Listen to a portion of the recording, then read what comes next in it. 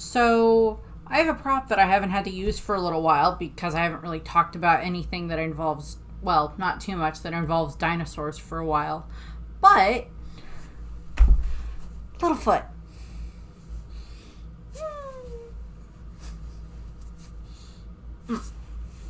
He's a little dusty because he's been sitting on my shelf for a while, and I probably should have, ran him through the dryer. He's also got, dog hair all over him.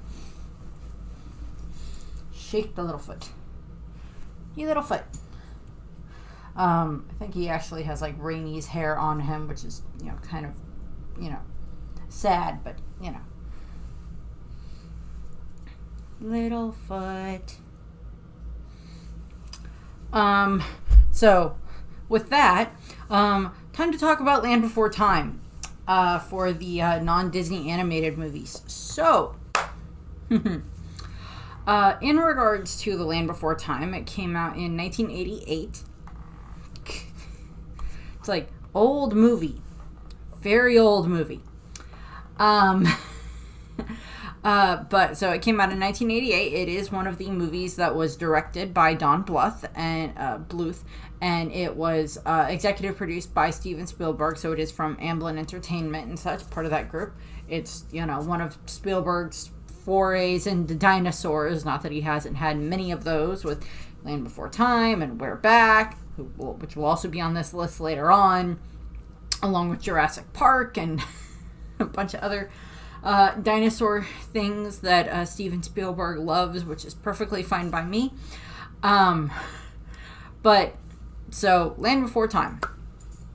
So the movie basically starts off with just some, we get all of the great animation that is showing, all of these different dinosaurs interacting with each other, and all of their eggs hatching and everything like that. So we're getting all these different species of dinosaurs, and eggs hatching and little babies and everything like that. We see Ducky and Sarah all being born, and then eventually we land on the long neck herd, which of course are the Brachiosauruses. But there's the narrator that is on this same earth, beneath this same sun, long before you, before the ape and the elephant as well, before the wolf and the bison, the whale, before the mammoth and the mastodon, in the time of the dinosaurs. Which I just love, that narration just coming on and be yep, this is going to be about dinosaurs, so buckle up. Now the dinosaurs were of two kinds. Some had flat teeth and ate the leaves of trees, and some had sharp teeth for eating meat, and they preyed upon the leaf eaters. Then it happened that the trees began to die. The mighty beasts who appeared to rule the earth were in truth ruled by the leaf. Desperate for food, some of the dinosaur herds struck out to the west in search of the Great Valley, a land still lush and green. It was a journey toward life. So I was just we get that great just narration going on there, with all of the dinosaur stuff being shown, and it is that is basically true in the fact that if there is no food to eat in an area, you're gonna have to leave, and you keep migrating until you find an area that is can sustain enough life, enough plant life for the plant eaters to be there, and then the sharp teeth, or the T-Rexes or so, show up at various points. Similar thing happens in Dinosaur, the Disney movie Dinosaur. It is that same type of trope. Things like that. You see similar things happen in The Good Dinosaur from Pixar, with problems with weather and food and everything like that. So it is kind of it's a general trope in things, in journey movies. So there's that. And so we're introduced to all these different types of dinosaurs: the long necks, the big mouths, the flyers, the three horns, all of that stuff. And of course the long necks have a new little baby, as do most of the other ones, Littlefoot.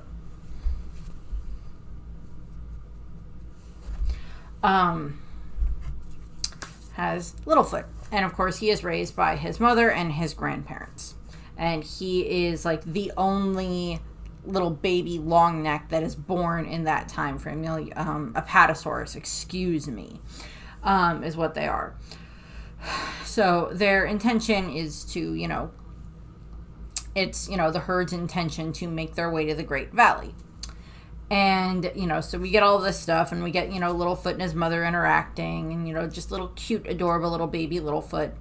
And then we cut to what is supposed to be a couple of years later, but given the fact that I don't know if we know how long dinosaurs, A, individually would live, B, how quickly they mature, we don't know exactly. But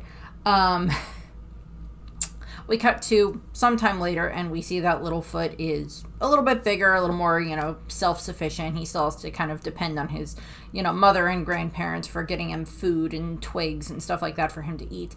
And of course, they're currently on this journey to make their way to the Great Valley. And, we have this conversation between Littlefoot and his mother, and kind of it is, by the way, there's like long pauses in this movie that I really like, or a couple of long pauses that happen between Littlefoot and his mother, because like Littlefoot asked his mom, it was like, so have you ever been to the Great Valley? And then like just we see Littlefoot's mother, because like Littlefoot is like way back here at like the base of her tail, and then we have to see her head swing out of frame and back into frame and down to like talk to Littlefoot, which is just so funny, because just like how huge these, dinosaurs used to be, and Apatosaurus is gigantic in size comparison to us and to other dinosaurs. And, so it's just like these great pauses that have to be taken to effect between like the mother says something and then like all the way swings head around and talks to Littlefoot. And she's like, no. And he's like, well, then how do you know that it's real? And she's like, well, it's kind of like the whole concept of like, well, if I don't believe in the Great Valley, then what the F am I supposed to believe in, child? Is a little bit of like what's going on there. So eventually it just basically results in them having this conversation where it's just like, his mother finds him this tree star. So she plucks it and brings it all the way down to give to him. And she's like, this is very special. It will help you go strong. Where we're going, there are so many of these leaves. And, it's like, come on. It's just like, the Great Valley is filled with green food like this, more than you can ever eat, and more fresh, cool water than you could ever drink. It is a wonderful, beautiful place where you can live happily with many of our own kind. And he's just like, well, how do we get there? And he's just like, well, the bright circle must pass over us many times, and we must follow it each day to where it touches the ground. And it's just like, and we must go past the rock that looks like a long neck and past the mountains that burn. And it'll take, the big circle, the bright circle, the sun has to pass over them so many times. In order to even get to where the Great Valley is, supposedly. And of course, while all this is going on, we have it that, as they're traveling, they kind of are semi-traveling alongside other herds, and there's a Triceratops herd, or a three-horn herd. And Littlefoot kind of tries to play with Sarah, who is the daughter of like the leader of the herd, of Daddy Tops, as he's referred to as. And like they're kind of getting ready to play, and then Sarah's father just kind of jumps in and is just, three horns never play with long necks. And so it's just like he takes Sarah, and he goes off, and Littlefoot's mom shows up and picks him up and takes him away. And so it is kind of this thing where Littlefoot is like, well, why can't I play with that three-horn? We were having fun. And she's like, well, that's because, that's just the way things are. We stay with our own kind. That's the way it's always been. And it is this, the questioning logic of a child for like, well, why are we divided up so much? Why can't I play with that three-horn? Why can't she play with me? What's wrong with that? So we get those bits. And then we cut to that evening or so, or one of the evenings. And there's, Littlefoot ends up following this hopper. It's a frog, basically, a proto-frog. and follows it into like this swamp area where him and Sarah end up playing. They're kind of arguing over the frog first, and then they start playing with like the bubbles as they bubble up. And it starts out as just like a slight moment of levity, which ends very quickly because a Sharptooth shows up. Tyrannosaurus Rex shows up. And, okay, addressing this now, this movie is obviously not historically accurate because a bunch of these different dinosaurs did not exist at the same time. Like, I don't think Triceratops existed at the same time that a T-Rex did, that, like, the Apatosaurus did, and, stuff like that, where it's like, this stuff does not line up correctly in regards to history. But in the development of this, both Spielberg and Bluth had wanted it to essentially be very similar to the Rite of Spring sequence that is in Fantasia, that is like the birth of the planet and evolution and all the way up into the dinosaurs fight sequence and everything like that sequence in Fantasia, which I talked about when I reviewed the original Fantasia. They had wanted it to be kind of similar to that, but then they're like, okay, an entire movie of that may not go over very well, and if we want this to be appealable to kids, we kind of got to have the characters talk, so voice actors, and we're going to give it more of a story. So that's kind of what they go with, which is fine. But a Sharptooth shows up, and therefore this results in the Sharptooth pursuing them and chasing them through this swamp area, and like they're like hiding in like this giant thorn bramble thing, trying to keep away from the T-Rex. And eventually, they're running and they're in danger, and Littlefoot's mother shows up and basically, backhands Tyrannosaurus Rex with her tail, which I love. Just like, whack. I love that. Bashes it into a rock, and like they end up fighting, and they have it like shown in shadow over Sarah and Littlefoot as Littlefoot's mother and the Sharptooth fight. So that way they can, it's like, it is violent, but it's like, we don't actually see what's happening. We just see like the shadow of it. So it's not as bad, I guess, for like, a PG rating or PG 12 or 13. This probably got like a PG rating, barely, but it got a PG rating, I think. Back in the day, back in 88, whatever that would have been. And so Littlefoot's mother fights off the Sharptooth, and then like they're trying to escape, but while this all happens, there is an earth shake that starts happening, or an earthquake, which is the narrator comes on afterwards and is like the great earthquake of two continents butting up against each other, and causing this huge earthquake and huge chasm to form. And so Sarah and Littlefoot and all these other dinosaurs are just being like shaken about, and the ground's just like falling apart around them, or shutting up as more rocks are pushed to the surface and everything like that. And Littlefoot's grandparents are separated from him, and Littlefoot's mother is still fighting the Tyrannosaur, is still fighting the Sharptooth. And basically what ends up happening is Sharptooth is like falling over this cliff. Littlefoot and Sarah are falling over the cliff as well. They run up the Sharptooth. Littlefoot's mother grabs both of them, saves both of them, and the Sharptooth falls into a canyon where supposedly it dies. If you've seen the movie, it's not dead. And what ends up happening is this results in, because of the way that the chasm formed, Sarah is on one side and her father is on the other side of the gorge, so it's not like she can cross there because there's no place for her to cross.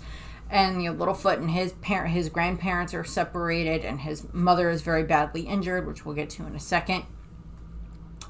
And so it's like all of these different groups are divided, and like the narrator is like, parents and children divided, one half of a family on one side, one half on the other. And not everyone survived, because we see dinosaurs like fall into the chasm, and they probably didn't make it, in all honesty. And of course we're going to find out that several other groups were divided when all of this was happening. Then Littlefoot that night makes his way to finds where his mother is, And, she is very badly injured, very wounded. And, she tries to get up, but she can't. And it is like, it's oh God, the heartbreaking sequence of, even, prior to, Simba and Mufasa in The Lion King and everything. Prior to that sequence and everything like that. But, Littlefoot watching his mother die as she's like, dear sweet Littlefoot, do you remember the way to the Great Valley? He's like, I guess so, but why do I have to know if you're going to be with me? And she's like, I'll be with you, even if you can't see me. What do you mean I can't see you? I can always see you. And she's like, and Littlefoot's mother is like, let your heart guide you. It whispers, so listen closely. So it is like, she's trying to at least give him some words of wisdom as best she can as she's passing. And, like, she sacrificed herself to save him, to try to stop the Sharptooth and everything else. And now it's, it's up to Littlefoot for him to find his way to the Great Valley. And he must do this or it will, like, break the Great Circle of Life type of a thing, which is, that phrase is used there years before it's used in The Lion King. But it's the same idea. And so we kind of cut away, and we cut to where Littlefoot ends up running into this, like, his name's Rooter, and he's like this very old dinosaur, who I don't know, he's like a mole-like dinosaur, but I don't know exactly how to describe what type of dinosaur it is. It's never specifically stated, so I don't know if he was just made-up dinosaur or what. But Littlefoot runs into him, and Littlefoot is just so sad. And he's crying, and, Rooter's like, hey, what's going on here? It was like, what's your problem? You're not hurt. And Littlefoot's like, it's not fair. She should have known better. There was a Sharptooth. It's all her fault. And, Littlefoot's crying, and Rooter's like, all whose fault? And Littlefoot's, mother's. And we just see this, like, realization in Rooter's eyes, and it's just like, oh, I see. And Littlefoot's like, I've never wandered so far from home. And Rooter is just like, oh, it's not your fault. It's not your mother's fault. Now you pay attention to old Rooter. It's nobody's fault. The Great Circle of Life has begun. But see, not all of us arrive together at the end. And Littlefoot's like, what'll I do? I miss her so much. And Rooter is like, and you'll always miss her. But she'll always be with you as long as you remember the things she taught you. In a way, you'll never be apart, for you are still part of each other. And, Littlefoot is, listening to this old wise dinosaur giving him, this advice, and he's like, my tummy hurts, which is like, yeah, sometimes your grief can settle in your stomach and such. And Rooter is just like, well, that too will pass with time, little fellow. Only in time. And so it's just like, Littlefoot is just so sad, and which is perfectly understandable. I completely understand why he is just so heartbroken about this. He doesn't have his grandparents with him. His mother is dead, and they were like the only people that he really knew, the only other beings that he really knew at that point in time. They were his whole world, and they were each other's whole worlds as well. Admittedly, later on in sequel number whatever, because there's like 15 Land Before Time movies, there is 14 sequels to this movie. I am not going to be reviewing all of them. I have not even seen all of them. I might watch some other ones. I'm at least reviewing this one, obviously. I might at least review Land Before Time 2, where they deal with like little Chomper, where they deal with the little baby Tyrannosaurus Rex. But besides that, I don't know if I'm going to be doing reviews for all of them, but I might just watch them for nostalgia purposes, wherever the heck, if I can find them somewhere. But, so, Littlefoot is obviously just exceedingly, he's just grief-stricken because of everything that happens. His whole world got shaken up, literally. And we get this little sequence where we see, like, these little mini flyers that are all, like, fighting over this cherry, and then their mother gives them a bunch of cherries, and then, like, they walk past Littlefoot, and there's one little one that, like, stops and looks at Littlefoot, walks away, comes back, and like puts its little cherry fruit, whatever it's supposed to be, in front of Littlefoot, and like nudges it toward him and like walks off. And like Littlefoot is just so depressed that he's not even like fully noticing what's going on in front of him, with like this little bird, this little, you know, flyer giving him this little cherry, which is adorable. And it's just like, it is kind of that, it's kind of this representation that in your grief, sometimes you don't notice the little kindnesses that people are trying to do.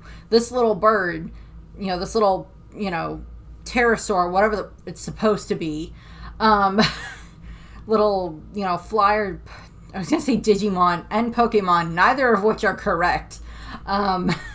Neither of those are correct.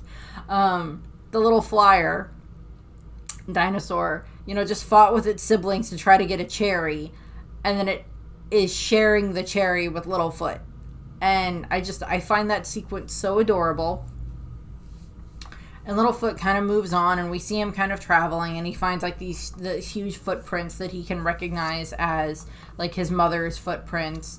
And he stops, and he ends up finding the tree star again that, you know, kind of followed him, I guess, because it's supposed to be like a sign from his mother. And the tree star shows up, and, you know, like he hears his mother's voice, you know, telling him that he needs to follow the sun to get to the Great Valley and everything. And, you know, he has to go past, you know, the giant rock formation that looks like a long neck, and past the mountains that burn, which are, of course, volcanoes and everything like that. And the narrator is like, at first, Littlefoot could only think about his mother. He hardly noticed his hunger and forgot about the Great Valley, and that he must somehow reach it. And so that's where we get, like, the whole sequence of him just being so depressed, which is perfectly understandable. A little bit later, this is when he ends up finding Ducky. The little big mouth, or a Cernolophus? I don't know. Big mouse. Duck-billed dinosaur, I think is what one of their names. And they end up, you know, he ends up coming across Ducky, and he kind of has, you know, he has a thing of, you know, long necks don't hang out with whatever you are. And she's like, but I'm a long neck too. And she tries to like stretch out her neck, which is adorable. And Littlefoot's just kind of like, okay, fine, yeah, sure, you can come with me. And she's like, I am not a long neck, I am a big mouth. And so like they start going, and they kind of have like a little bit of fun.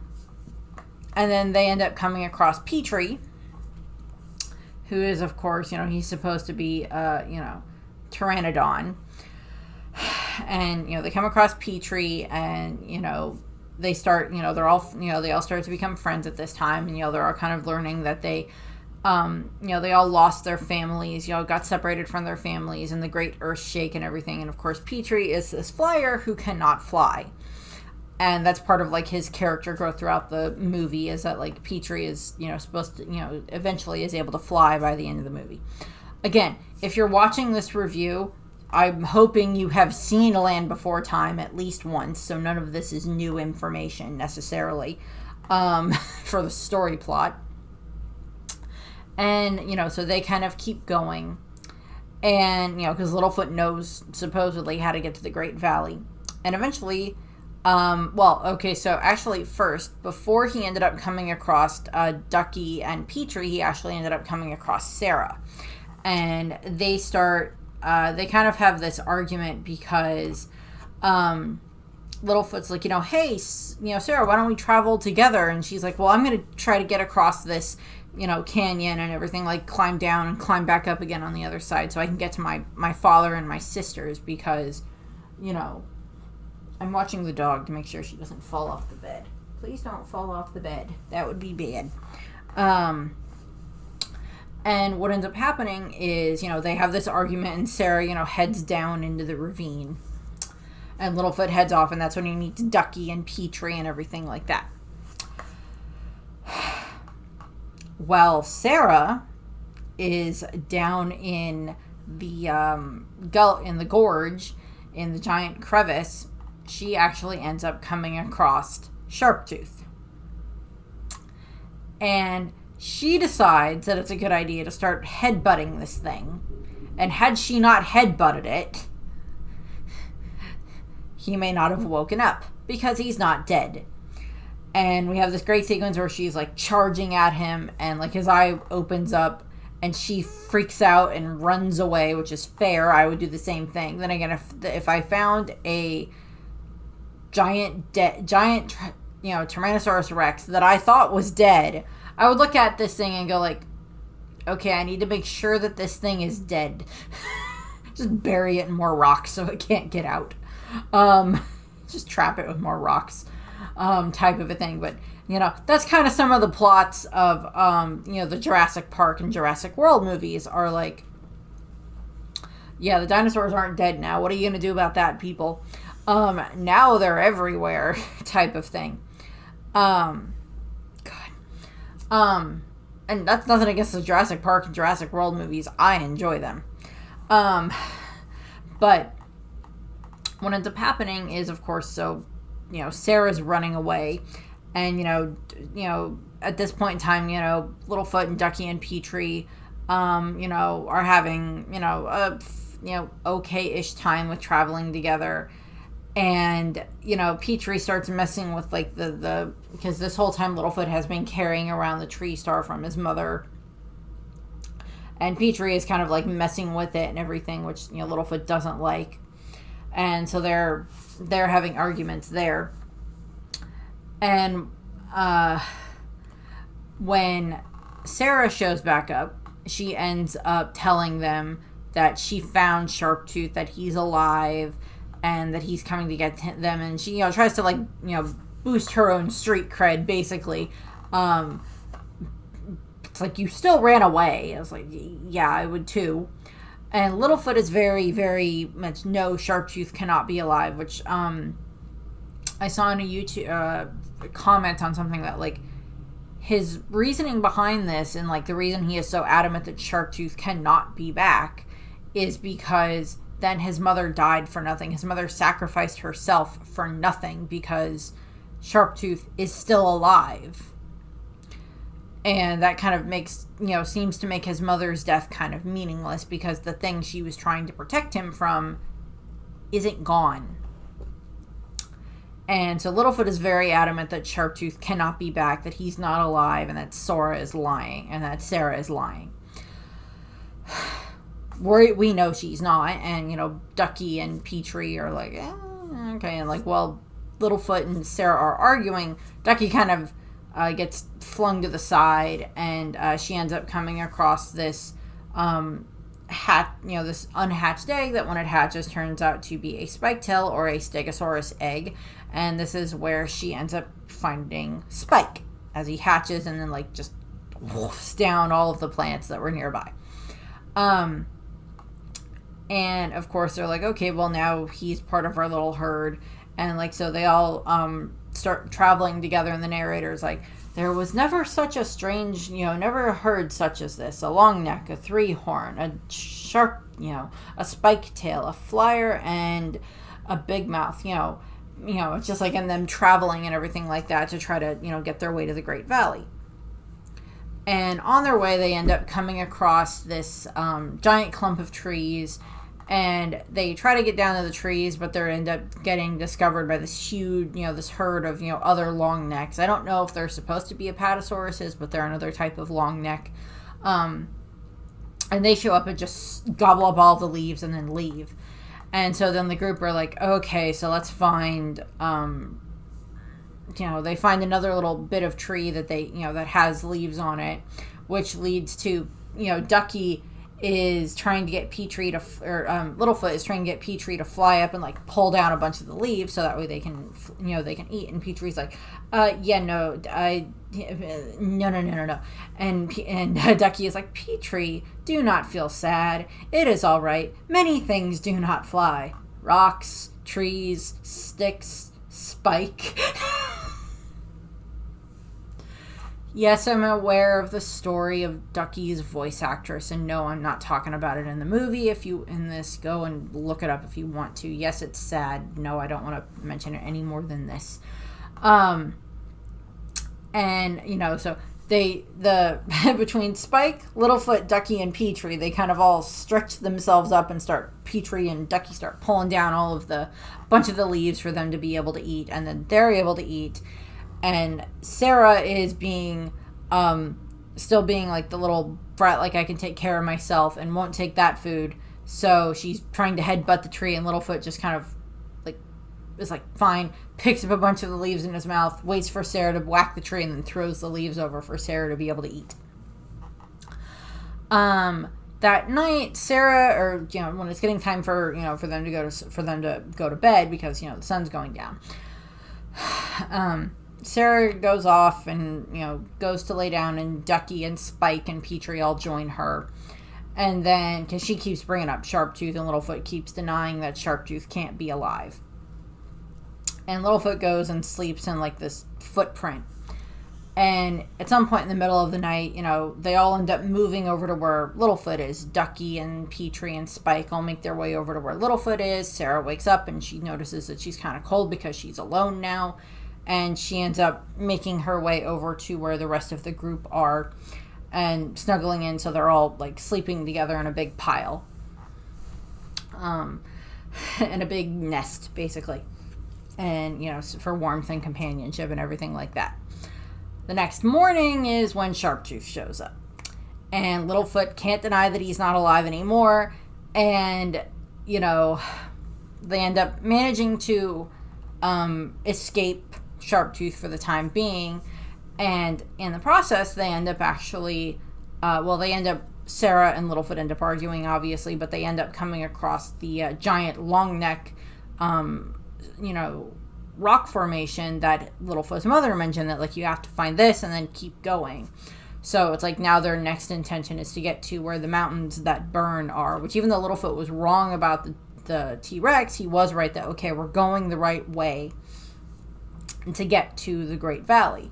So as he, the others are still following him, and they're going past the mountains that burn, which we see all of the ash on the ground and everything like that. And, they're all starting to argue because, like, they're all hungry, obviously. And there ends up being this, Littlefoot and Sarah are just arguing because, like, they come over this ridge and they thought they were going to be at the Great Valley and they were wrong. And Littlefoot and Sarah end up having this fight where they end up actually physically fighting each other. And, like, Spike and Ducky and Petrie are, like, trying to stay out of the way as this fight is happening.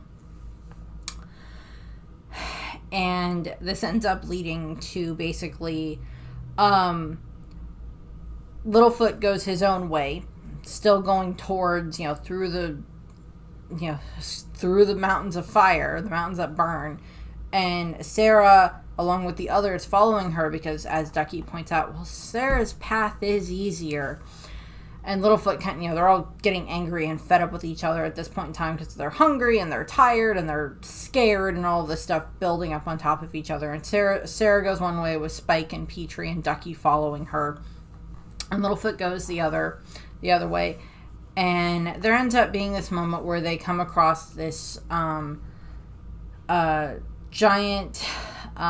so there's a tar pit that they come across. Petrie gets stuck in the tar pit. And then there's also this lava set that they are lava that they have to get over.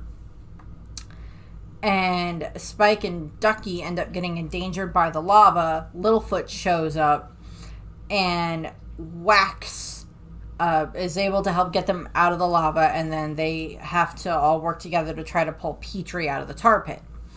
While this is happening, Sarah ends up crashing with a group of dome heads, which are Pachycephalosauruses. So, Ulti, if you're a One Piece fan.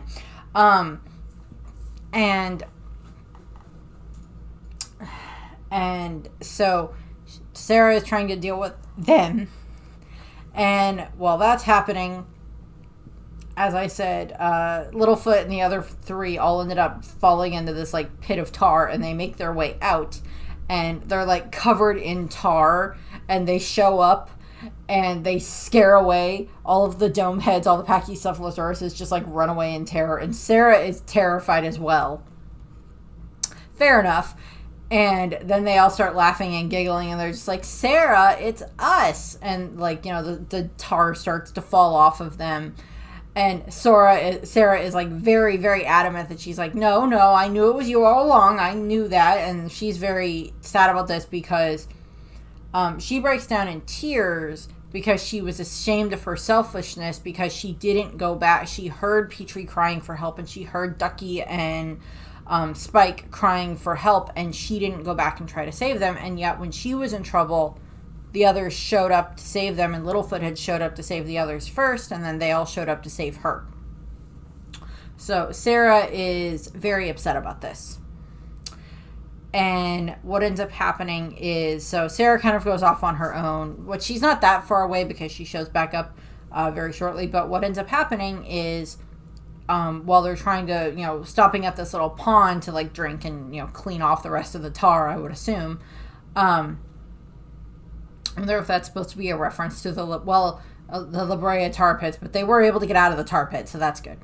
But Petrie ends up hearing Sharptooth. And they're like, okay, so what are we going to do to get rid of him? And so they devise this plan where they're going to lure Sharptooth into the pond and into specifically the deep end of the pond and attempt to drown him because he can't swim because like his arms are too little and he can't swim. As Littlefoot says, is that he can't swim with those scrawny arms. So they're going to like lure him into the pond, and then they're going to drop this giant boulder on top of him to, make him drown in the pond, which is like, okay, fair enough, self-defense, I put this as. And technically it is premeditated murder, but it's premeditated murder in self-defense of survival of the fittest, because if they don't kill him, he's going to kill them. And what ends up happening is, so they're like, okay, we just need some bait. And then like Petrie and Littlefoot both look at Ducky, and she's like, no. But she goes and she like lures Sharptooth there. And what ends up happening is Ducky, and Petrie's supposed to like give Littlefoot and Spike the signal to like push the boulder. And what ends up happening is, the Sharptooth follows Ducky and, is into the pond and trying to get Ducky because she's the best swimmer, so she has the best likelihood of being able to escape, which she does manage to do, but the boulder is not, falling off the cliff that they want, the way that they want it to. And Littlefoot, I believe, is shouting for Sarah to come and help them, and she hears them, and she shows up, and with her last bit, they are able to bang the boulder, knock the boulder off with the Sharptooth that has now climbed on top of said boulder into the water. And in the process, Petrie, his wings, Petrie gets caught in the Sharptooth's teeth. And so Sharptooth goes down. The other four are fine, but they think Petrie has drowned, has gone down with him, and they're just also sad. And Ducky is crying, and Petrie manages to climb his way out and back up onto the rock, and he's like, you would leave without Petrie? And they're like, Petrie! And they're just also happy that he's alive and okay. And Littlefoot kind of wanders off a little bit on his own in through this next rock formation area. And he's just so sad, but he's also he feels very alone anyway, even though he just helped his friends and everything. And he's ready to give up on his search. And then he hears his mother's voice again, and it's very similar to Simba talking to Mufasa in the clouds. He looks up, and there's the shape of his mother of a long neck in the clouds, and he hears her voice, and she guides him through to where the Great Valley is, and the clouds open up, and the valley is just spread out before him as the sun reveals the whole thing, and it's beautiful, and it's lush and green, and he shouts for his friends, and they show up, and they're just oh my god, it is the Great Valley. And they, and they're all getting reunited with their families. Petrie was able to fly at this point in time because he, figured out how to fly while they were dealing with the Sharptooth. And he shows up and he's so happy, to see his mother and his siblings again. And then, Ducky introduces Spike to her family and they adopt him. And it's like, this is our new brother, Spike, and everything. And Sarah is reunited with her father. So there's that. And then Littlefoot is, of course, reunited with his grandparents. So there's that. So he's not fully alone anymore in that sense. And then, there's the bit where they all reunite at, the top of the hill as they're all, hugging each other and, as hugging each other as best as dinosaurs can. And, the narrator is like, and they all grew up together in the valley, generation upon generation, each passing on to the next, the tale of their ancestors' journey to the valley long ago. And that's where the movie ends. And then, of course, we get the credits. And, of course, the credit song or the theme song of the movie is If We Hold On Together, performed by the incomparable Diana Ross. And she is, she sings the songs over the credits and, of course, for the voice acting. So Pat Hingle voices the narrator. He also voices Rooter, who is the dinosaur that Littlefoot talks to. Helen Shaver voices Littlefoot's mother. Gabriel Damon voices Littlefoot. Bill Irwin voices Littlefoot's grandfather. Candace Hudson voices Sarah. Berkey Burns voices Daddy Tops, or Sarah's father. Judith Barcy voices Ducky, and then Will Ryan voices Petrie. And I believe I pointed this out with An American Tail, because there's like the little cockroach in American Tail that is like the accountant for the rat that's pretending, the cat that's pretending to be a rat. And the same actor voices both Petrie and the cockroach, which is adorable. So that is pretty much the end of what I have there. As I said, I don't intend to review all of the other Land Before Time movies. That would be so many movies. So many. And a lot of them, like, I don't have a huge amount of, like the more recent ones, I don't have as much of an attachment to. Like, the first several I saw, like, I grew up on this one, and I grew up on, the one with Spike, and then there's, like, one where they finally have other long necks that show up, so Littlefoot gets to meet some more of his own kind, and then there's a few other ones there's ones that deal with a comet, there's one where we get to meet Littlefoot's father, is one of them. And so, so there's a lot of that stuff. And then there's, like, some other ones that they just kind of like, okay, this is not as interesting as it used to be. But some of them I may end up watching just for nostalgia purposes if I can find them anywhere, because they're difficult to find, or I'm not just, like, going to just buy the whole set of them, which I may have to end up doing just to watch the other ones if I end up wanting to. But I don't know. But the only one I'm debating about doing the review for out of those ones is probably the second one with Chopper.